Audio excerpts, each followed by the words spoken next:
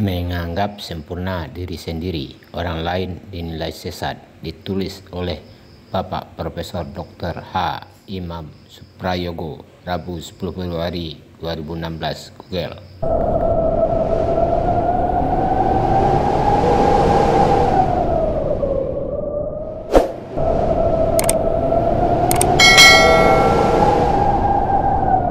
Merasa dirinya benar adalah hak semua orang.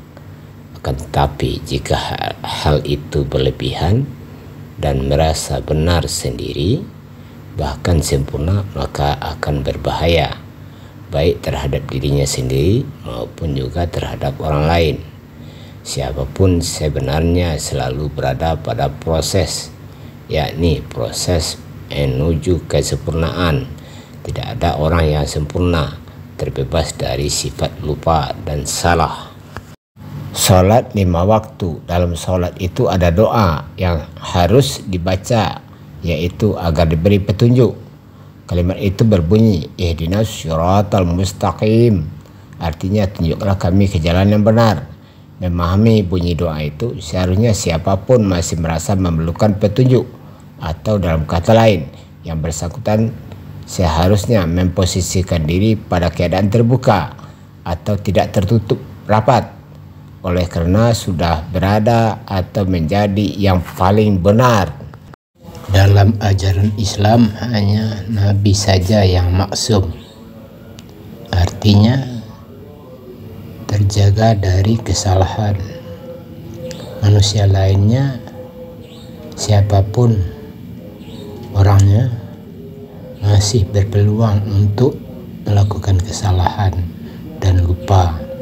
Kesalahan itu bisa terjadi pada hati, ucapan, dan bahkan juga perbuatan. Memelihara hati bukanlah pekerjaan mudah.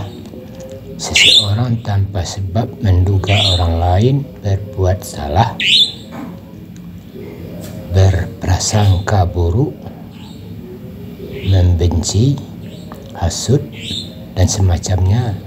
Perbuatan itu adalah salah dan bisa saja muncul dari hati seseorang tanpa disadari.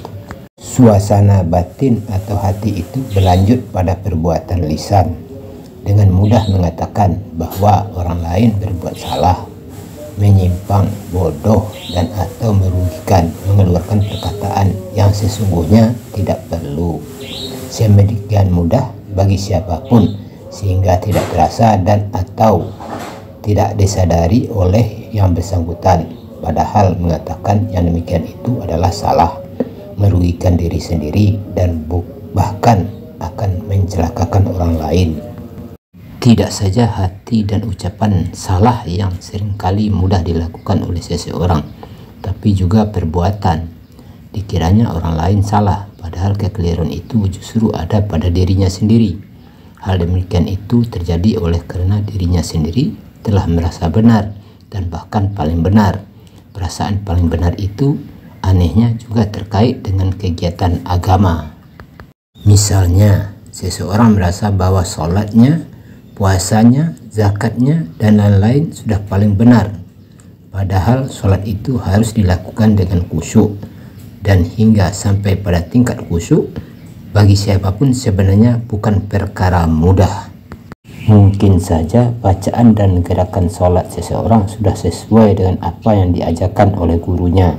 Tetapi bukankah sholat itu seharusnya sempurna, yaitu menyangkut perbuatan hati, ucapan, dan gerakan jasmaninya.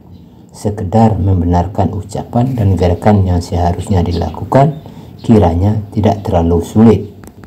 Namun sebaliknya, menata hati agar benar-benar bahwa apa yang disuarakannya sampai pada sasaran yang dituju adalah bukan perkara mudah. Menyadari hal itu semua kiranya tidak tepat jika seseorang merasa paling benar sendiri.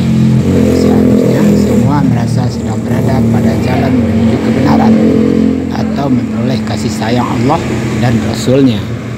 Perasaan bahwa dirinya sendiri belum berada pada tingkat sempurna dan menyadari masih banyak kekeliruan itulah yang menjadikan orang lain tidaklah tepat dihakimi sesat. seharusnya diajak saja secara bersama-sama memperbaiki diri sendiri. Pekerjaan memperbaiki diri sendiri ternyata tidak sederhana dan juga tidak mudah. Itulah sebabnya Islam mengajarkan agar menjaga diri sendiri dan keluarganya harus dilakukan terlebih dahulu sebelum mengajak orang lain.